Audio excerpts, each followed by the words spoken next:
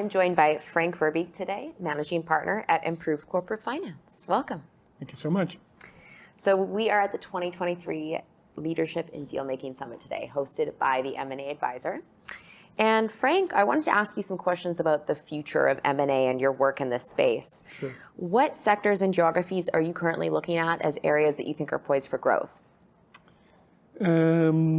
So from a region point of view, it's Europe and US. From a sector point of view, it's climate tech. So our umbrella approach is really around technology and innovation. And we focus indeed on climate tech, which is, I think, a global issue. But okay, we're trying to be global. So we have people on the ground from Tokyo to Tel Aviv to Zurich, Berlin, Amsterdam, London, San Diego, around at least part of the globe. So we believe that this is a real issue that, of course, we can play our role. It's through M&A, it's equity capital raise and M&A sell side. And hopefully, we exist now for 10 years, and hopefully in the upcoming 10 years, we can even play a bigger role. And what's the edge that you think your firm has in being able to provide those services internationally? Well, first of all, understanding climate tech and the ecosystem, I think is really a little bit more difficult than just being a generalist. So we really invested a lot, a real lot, in really understanding and knowing the dynamics and what is necessary for, in this case, entrepreneurs, investors, policymakers, students, anyone who wants to play a role on what he or she needs to know. So our thought leadership, I think, is doing the trick. Yeah, and obviously with such an international workforce, you're probably looking at lots of different cross-border activity, I assume, which is a big part of the summit today. Yep. What are some of the challenges and opportunities that you see in the international markets? There's a huge difference in policy making. So we're extremely happy, of course, with the US government now really supporting the, we believe, necessary change to make sure that at the end, climate will be, I think, a friend of us instead of damaging the earth. Then the other difference is, of course, I think the technology and where the innovation came from. So we have the luck that we started in Europe, in Amsterdam 10 years ago.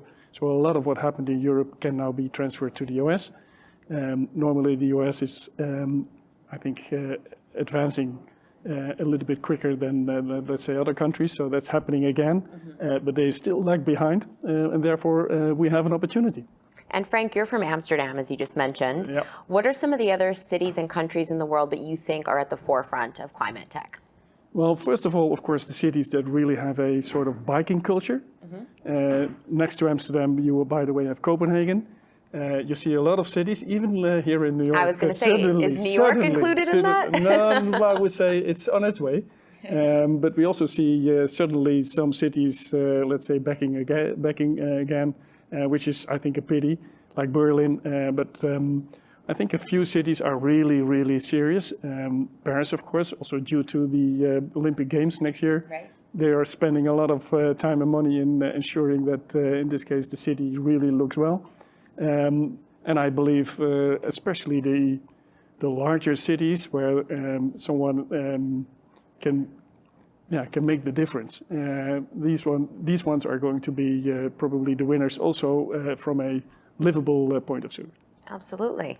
And one last question for you, Frank. There's a lot of young people, I would imagine, that want to be involved in climate tech and are working in this space because it is sort of a newer generational topic. Correct. What advice would you give to people that are younger than you, maybe working in the industry now? Most of them are younger than me. That's a good thing. And I believe that doing something meaningful, where indeed the impact that you are creating or co-creating is indeed meaningful. I think for us it's a real benefit because attracting talent for us is a little bit less difficult than, let's say, for a few others. We're not in oil and gas.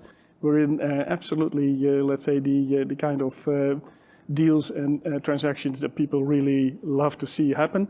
And I think, if there is a study or there is, let's say, part of education towards indeed making sure that this climate tech is going to have its optimum impact, I would definitely recommend all students to go there. Wonderful. Well, thank you so much for your insights today, Frank. Thank you. I'm Leanna Hawkins, and this is M&A TV.